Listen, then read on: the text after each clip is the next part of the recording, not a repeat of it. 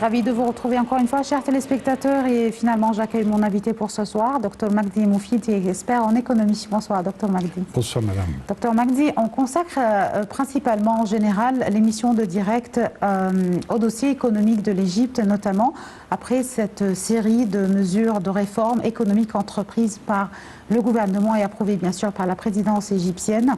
On enregistre de nouveaux taux concernant cette économie. On a parlé depuis 3 mois de cette croissance, ce taux de croissance et aussi la communauté internationale. On parlait d'une hausse du taux de croissance en Égypte. On parle aussi d'une baisse pas très remarquable du taux de chômage, comme je l'ai cité au début de l'émission, à 7,5 aujourd'hui au lieu de 8,1%. On parle donc de ces indicateurs économiques et financiers, mais pour être plus simple, aujourd'hui,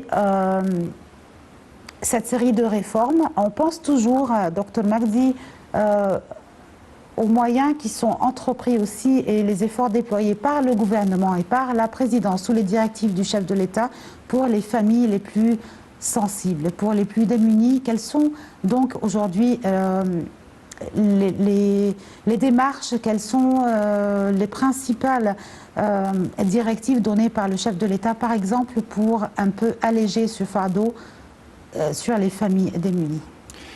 Tout d'abord, je voudrais féliciter vraiment notre politique et notre énergie sur le plan économique, social, politique. Et l'Égypte, c'est un grand pays. Vous voyez, et nous avons plus que 1,20 million de kilomètres carrés et nous sommes vraiment au centre de 3 continents très importants comme relations internationales, oui. L'Afrique, l'Asie, l'Europe. Oui.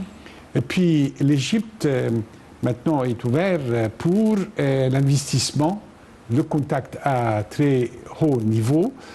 Je donne un exemple, par exemple les Hollandais.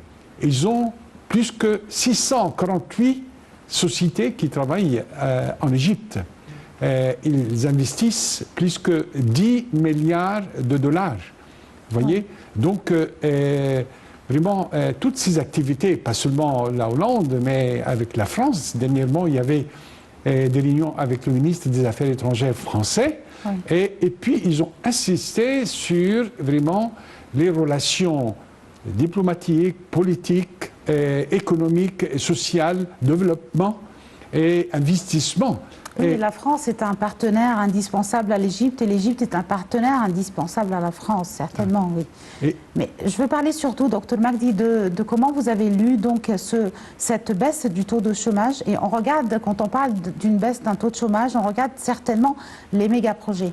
Les méga-projets présentés et qui sont en cours toujours et d'autres qui ne sont pas encore achevés. Mais comment offre-t-il donc ce haut taux d'emploi ou un pourcentage d'emploi aussi des opportunités de travail pour baisser le taux de chômage? Vous voyez, quand on analyse un petit peu le progrès qu'on a eu en Égypte depuis 2014, vraiment avec vraiment le nouveau régime, ils ont fait vraiment des efforts énormes, surtout pour la stabilité économique, sociale, santé, éducation, investissement. Et donc, tous ces pays qui investissent en Égypte, quand même, donnent la chance à tant des milliers, des millions de jeunes de travailler. Vous voyez aussi les nouveaux projets du canal, et puis à l'Alamein, et partout. Donc, ça donne la chance. Et donc, nous avons vraiment un élan politique, stratégique, qui offre à ces jeunes qui ont besoin, et c'est vrai, et nous sommes un peuple jeune, plus que 60%, nous sommes des jeunes qui ne dépassent pas 30 ans. Hein? Donc, il faut trouver, et nous sommes un peuple d'abord confronté avec la surpopulation, 100 millions d'habitants, en 2019, et donc ça augmente. Mais nous pouvons quand même élargir nos politiques économiques, sociales, santé, investissement. Nous avons intérêt à investir. On occupe seulement presque 8%. Maintenant, vraiment, la politique, du gouvernement et surtout la stratégie économique, c'est élargir et bâtir partout la nouvelle capitale, par exemple. Et j'ai entendu dernièrement, il y a un grand projet sur le plan artistique, Disneyland, dans la nouvelle capitale. Et ce sera vraiment deuxième Disneyland dans le monde, hein, et surtout au Moyen-Orient. Donc nous aurons aussi quand même une occasion d'investir et vraiment offre du travail à tant des jeunes. Vous voyez, donc tous ces projets ont besoin de la main-d'œuvre. Oui, une main-d'œuvre égyptienne. Docteur Magdi, quand on parle d'une baisse du taux de chômage, on parle aussi d'une hausse du taux de croissance en Égypte.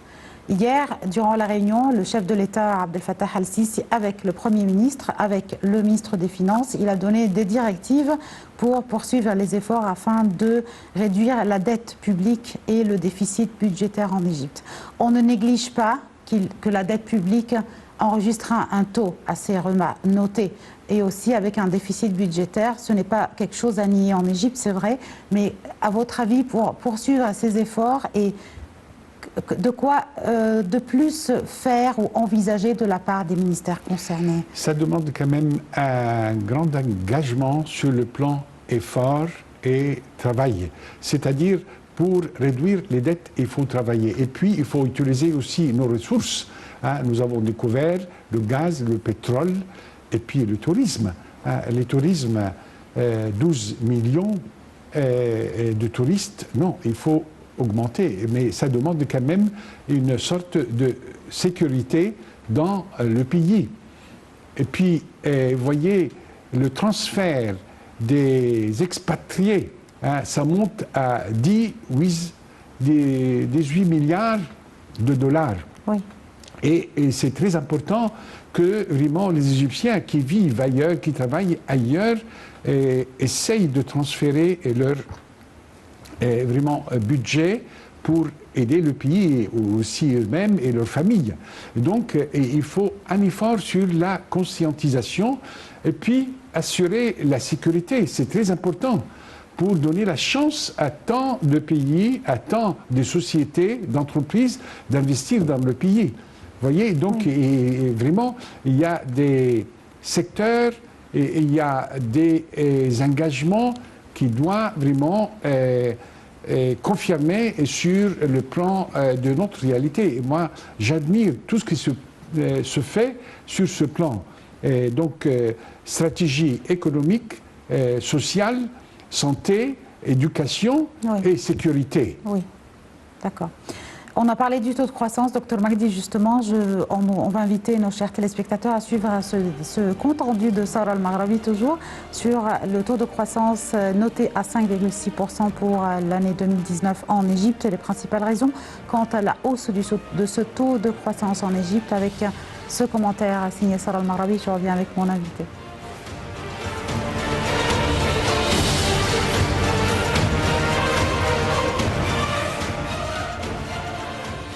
L'économie égyptienne a atteint le taux de croissance le plus élevé depuis 10 ans, enregistrant 5,3% lors de l'exercice financier 2017-2018 et 5,6% lors du troisième trimestre de l'exercice 2018-2019, a annoncé la ministre de la Planification, du Suivi et de la Réforme administrative, Hala Saïd. Elle a souligné que ce taux de croissance élevé se caractérisait par la réalisation pour la première fois des taux de croissance positifs dans tous les secteurs économiques et la réduction du taux de chômage pour atteindre 9,9%. L'Égypte a réalisé durant les 4 dernières années des réformes économiques et le développement, dont la réforme du système législatif et institutionnel, via la promulgation des lois et des législations relatives au climat d'affaires, dont les lois sur les permis industriels, les investissements et la faillite. Elle a fait état des travaux en cours pour la mise en œuvre du projet du réseau national des routes et des projets du secteur de l'énergie, notamment la production de l'énergie renouvelable, en collaboration avec le secteur privé. L'Égypte œuvre actuellement pour la mise sur place de la plus grande centrale de l'énergie solaire au monde dans la région de Banban-Aswan, a dit Mme Saïd, ajoutant que ce projet avait décroché en mars dernier le prix annuel de la Banque mondiale en tant que meilleur projet du monde, en sus de la création des zones industrielles et de nouvelles cités dans la nouvelle capitale administrative et les projets du développement de l'axe du canal de Suez. Madame Saïd a fait état de la modernisation de la vision d'Égypte 2030 de manière à aller de pair avec les développements économiques et sociaux et la mise à exécution des projets du programme d'action globale du gouvernement pour les 4 prochaines années 2018-2022.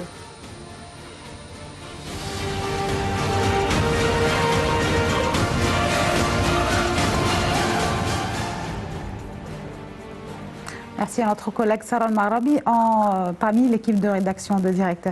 Docteur Magdi, je reprends donc, on a parlé taux de croissance et taux de chômage en baisse, mais aussi vous avez cité que on prend en considération la situation sécuritaire en Égypte et aussi vous avez parlé surtout de l'investissement, vous avez parlé de cette terre fertile d'investissement pour les Égyptiens en Égypte.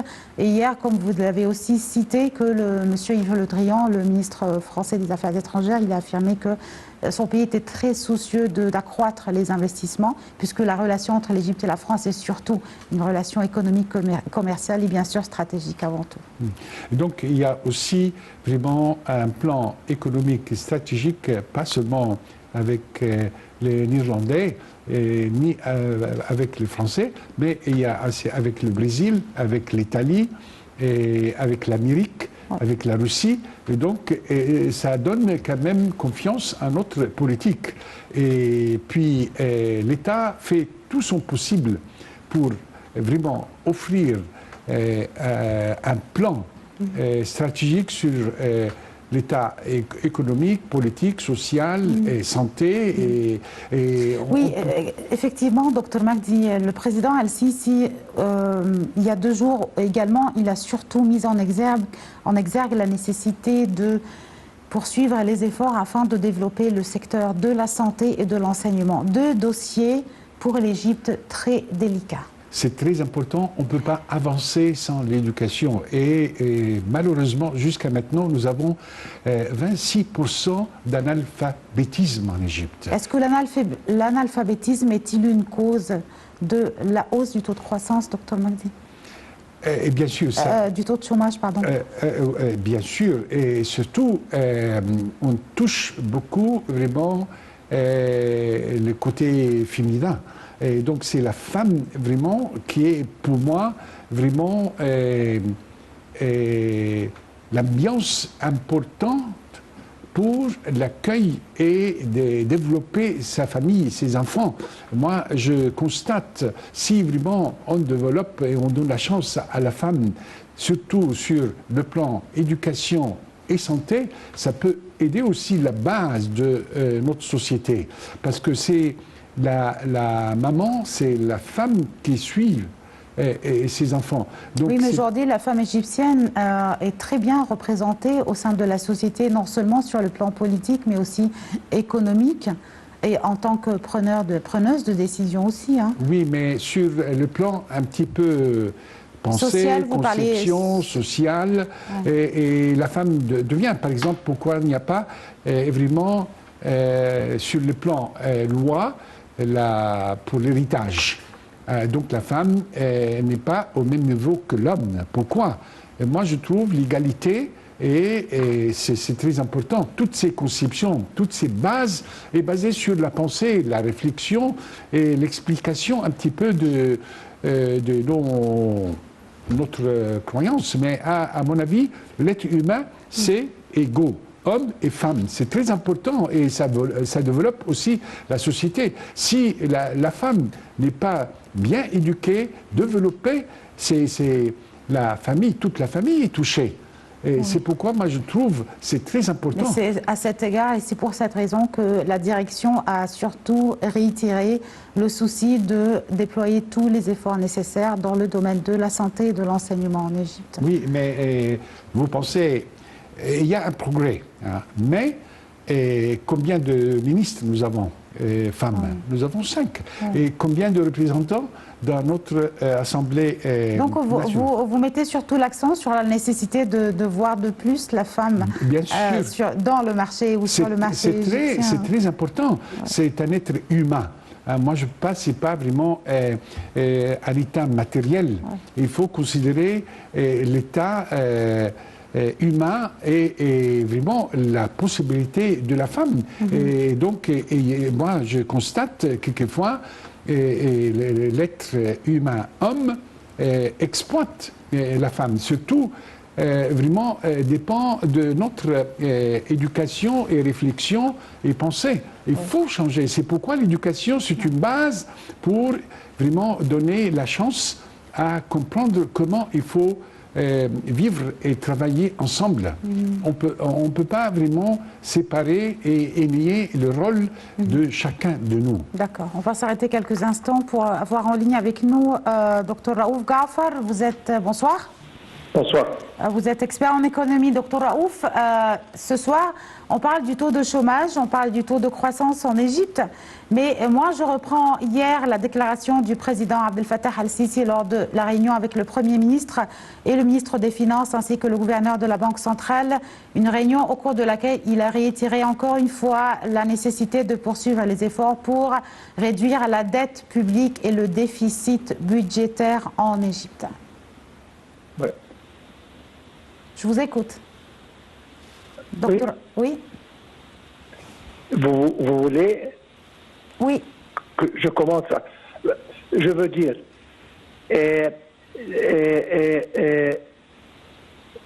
ça c'est le résultat de, premièrement, les réformes économiques qu'on a fait durant les années qui ont passé.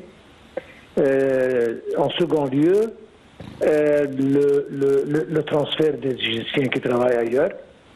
Troisièmement, le tourisme qui a commencé à se redresser et à se récupérer.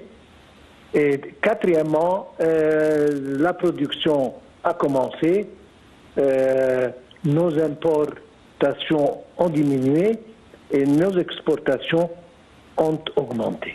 Quelles sont les principales démarches nécessaires, Dr Raouf, pour réduire la dette publique et le déficit budgétaire égyptien?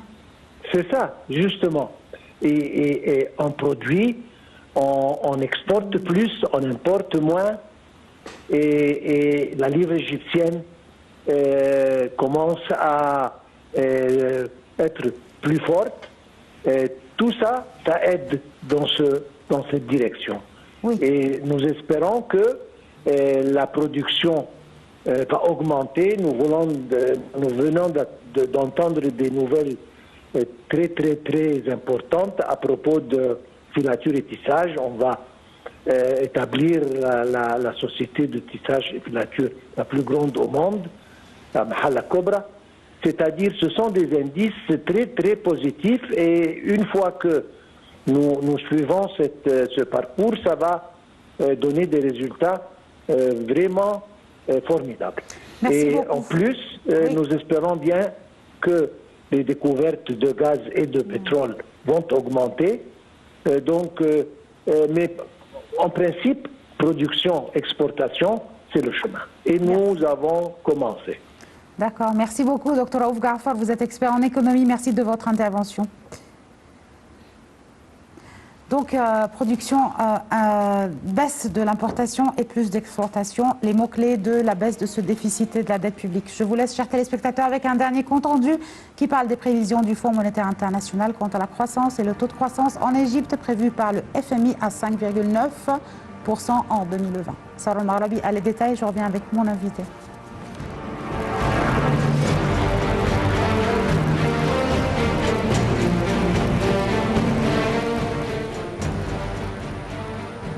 Dans son rapport intitulé « Perspectives de l'économie mondiale », le Fonds monétaire international, le FMI, a annoncé dans un rapport que l'économie égyptienne devrait enregistrer une croissance de 5,5% en 2019, soit un taux identique aux estimations de l'institution datant d'octobre dernier et de 5,9% en 2020.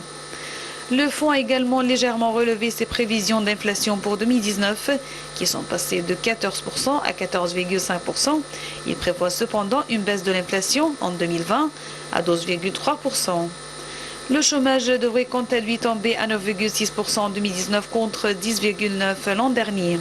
En 2018, le PIB de l'Égypte avait progressé de 5,3%, alors que l'inflation s'est située à 20,9%.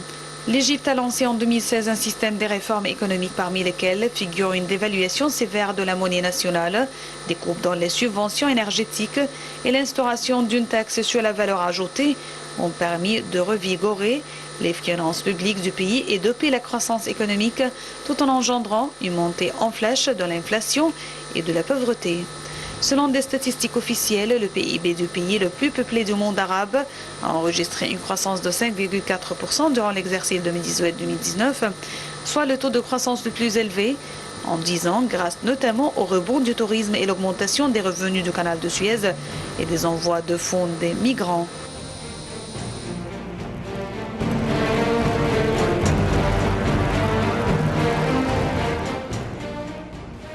De retour avec mon invité, Dr Magdi Moufid. Je veux parler en cette dernière partie. Encore une fois, je reprends les déclarations clés du chef de l'État concernant le taux de pauvreté, concernant les efforts déployés par les ministères concernés pour la baisse du taux de pauvreté. Un rôle crucial de la part des ONG en Égypte, les organisations non gouvernementales, les institutions de la société civile également qui déploient d'énormes efforts en ce sens pour les familles les plus démunies, pour les plus pauvres, Comment, à votre avis, aujourd'hui, vous avez lu le taux de pauvreté en Égypte, surtout depuis la baisse du taux de croissance et la hausse du taux de croissance et la baisse un peu du taux de chômage? Vous savez, maintenant, vraiment, nous avons beaucoup d'espoir, surtout la nouvelle loi sociale a changé, il reste encore les statuts exécutifs. Mais il y a tout un progrès, un engagement de la part de la société civile. Si je donne le chiffre, par exemple, des associations civiles en Égypte, ça dépasse 48 000. Mais ils ont vraiment un engagement sur le plan social, économique, santé, éducation. Donc il faut qu'il y ait vraiment un grand dialogue entre la société civile et l'État politique. Et puis, surtout, assurer la sécurité. Deuxièmement, il faut que l'État donne la chance aussi à d'autres associations au niveau mondial. Et dans la nouvelle loi, et donc ils ont permis que des étrangers et des associations étrangères puissent travailler en coordination avec vraiment la société civile égyptienne. C'est pas mal ça. Donc ça n'a pas été vraiment presque pas encore mis en place. Oui. Et donc oui, mais à la lumière aussi de la situation en Égypte, je veux dire, ce genre de mesure prend beaucoup de temps pour mettre mise en place, hein, si on parle d'une coordination. Oui. Mais je m'adresse surtout à Dr Magdi. Pas seulement le rôle des ONG, il y a aussi, si nous regardons les projets de logement qui ont été faits, qui ont été créés aussi pour les familles, pour anéantir et pour avoir cet espace vert, ces villes de 4e génération pour aussi ce genre de famille. N'est-ce pas aussi un grand pas qui a été achevé en faveur des pauvres, des familles les plus vulnérables en Égypte? Oui, mais vous voyez quand même... Quand on parle d'un bidonville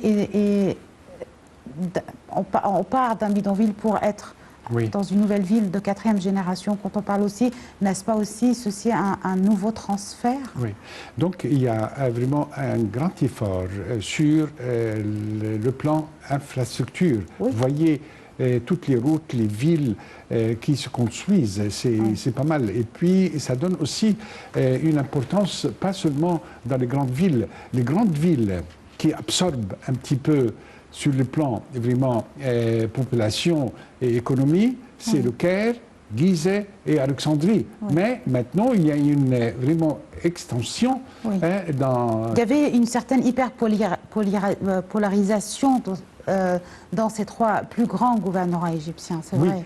Et vous savez, nous avons 27 gouvernorats en Égypte, mais vraiment, il y a des gouvernorats pauvres. Quand je vois, par exemple, le Sinaï, qui est vraiment un centre peu attractif sur le plan économique et sur le plan aussi politique, sécurité. Oui. hein, et puis sur le plan agriculture.